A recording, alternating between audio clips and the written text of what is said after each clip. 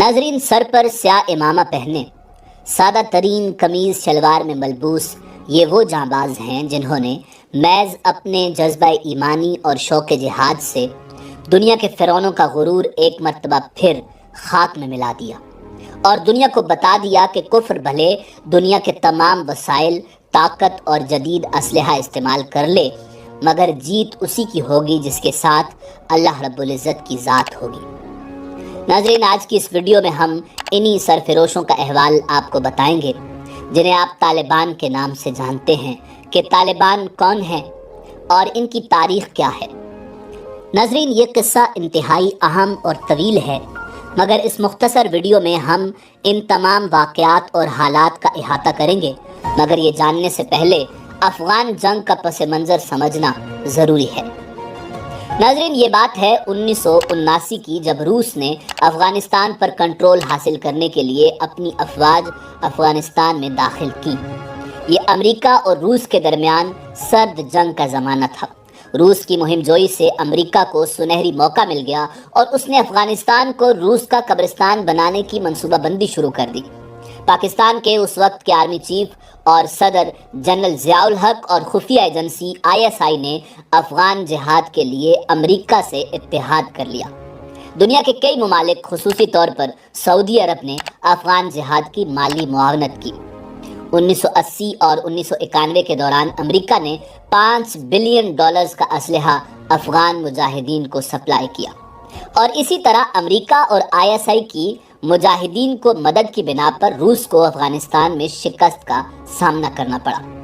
امریکہ نے روس کو شکست دینے کے بعد افغانستان کے بارے میں خاموشی اختیار کی۔ افغانستان کا نظم و نسق اور امن و امان برباد ہو کر رہ گیا۔ وار لارڈز اقتدار کی خاطر ایک دوسرے سے برسر پیکار ہونے لگے۔ اغوا، بھتہ خوری، زنا بالجبر اور قتل و غارت گری کی وارداتیں عام ہونے لگی۔ افغان عوام کے لیے عزت سے جینا محال ہو گیا۔ ان حالات میں سال 1994 میں ملا محمد عمر نامی ایک مدرسے کا استاد، اس نے اپنے طلباء کے ایک گروپ کے ساتھ اس ظلم و ناانصافی کے خلاف جہاد کا آغاز کیا اور افغانستان کا امن بحال کرنے کا فیصلہ کیا۔ ناظرین، ملا محمد عمر ایک عالم دین تھے اور انہوں نے پاکستان میں اوکوڑا خٹک کے مقام پر موجود دارالعلوم حقانیہ سے اپنی تعلیم مکمل کی تھی۔ طالبان جنوبی افغان شہر قندھار سے ابھرے۔ طالبان کا لفظی مطلب پشتو میں طلبہ ہے، یعنی اسٹوڈنٹس، کیونکہ اس کے بانی اراکین ملا محمد عمر کے طالب علم تھے۔ طالبان میں شامل اکثریت ان مجاہدین کی تھی جنہوں نے امریکہ کی مدد سے 1980 کی دہائی میں سوویت افواج کو افغانستان سے بھاگنے پر مجبور کیا تھا۔ ناظرین، ملا محمد عمر کی قیادت میں طالبان نے جہاد کا آغاز کیا اور طالبان کی سادگی اور ایمانی جذبے سے متاثر ہو کر افغان عوام نے ان سے بے پناہ تعاون کیا۔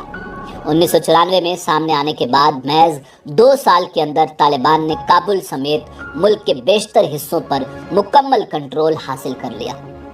1996 میں اسلامی قوانین کی تشریح کے ساتھ اسلامی خلافت قائم کرنے کا اعلان کیا اور افغانستان میں امن و امان بحال کر دیا، جبکہ اقتدار کے لیے لڑنے والے دوسرے مجاہدین گروہ ملک کے شمال میں چلے گئے اور پھر وہیں تک محدود رہے۔ ناظرین، اس طالبان حکومت کو پاکستان سمیت صرف 4 ممالک نے تسلیم کیا۔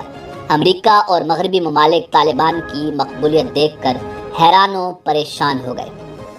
ملا محمد عمر اور ان کے ساتھیوں نے اپنے مثالی کردار سے افغان عوام کے دل جیت لیے، مگر وقت گزرنے کے ساتھ ساتھ انہوں نے اپنی فقہ پر عمل کر کے کچھ ایسے انتہا پسندانہ اقدامات اٹھائے جو جدید دنیا کو پسند نہ آئے اور وہ عالمی طاقتوں کی آنکھوں میں کھٹکنے لگے۔ ناظرین، طالبان کی افغانستان میں 2001 تک حکومت قائم رہی، مگر اس کے بعد کہانی میں ایک نیا موڑ آیا اور وہ تھا 9/11 کا واقعہ۔ 9/11 نے پوری عالمی طاقتوں کو ہلا کر رکھ دیا اور امریکی اور یورپی سامراج انتقام کی آگ میں جلنے لگا۔ 9/11 کی ذمہ داری القاعدہ نے قبول کر لی، جس کے بانی اور سربراہ تھے Osama bin Laden. Osama bin Laden Afghanistan میں طالبان حکومت کے اتحادی کی حیثیت سے موجود تھے اور انہوں نے ملا عمر کے ساتھ مل کر افغان جہاد میں مرکزی کردار ادا کیا تھا۔ 9/11 کے واقعے کے بعد امریکہ نے اسامہ بن لادن کو افغانستان سے نکالنے کا مطالبہ کیا تھا، جسے ملا محمد عمر نے یکسر مسترد کر دیا تھا۔ امریکہ نے، جو کہ پہلے ہی شدید غم و غصے کا شکار تھا، 2001 کے آخر میں نیٹو اور دیگر طالبان مخالف قوتوں کے ساتھ مل کر افغانستان پر حملہ کرنے کا فیصلہ کیا، جبکہ طالبان دور دراز علاقوں میں روپوش ہو گئے، جہاں سے انہوں نے افغان حکومت اور اس کے مغربی اتحادیوں کے خلاف 20 سالہ طویل جنگ کا آغاز کیا۔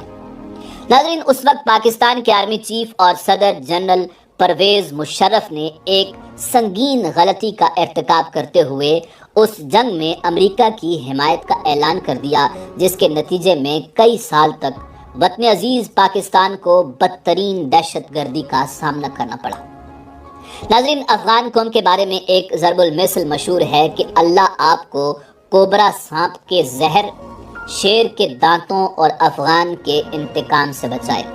اور یہ بات امریکیوں سے بہتر اور کون جانتا ہے، جو 20 سال کے دوران اس جنگ کو جیتنے کی خاطر کھربوں ڈالرز لگانے اور لاکھوں امریکی فوجیوں کو قتل کروانے کے باوجود افغانیوں کا کچھ نہیں بگاڑ سکے، اور اپنی بدترین شکست کو قبول کرتے ہوئے افغانستان سے دم دبا کر بھاگنے میں ہی عافیت جانی۔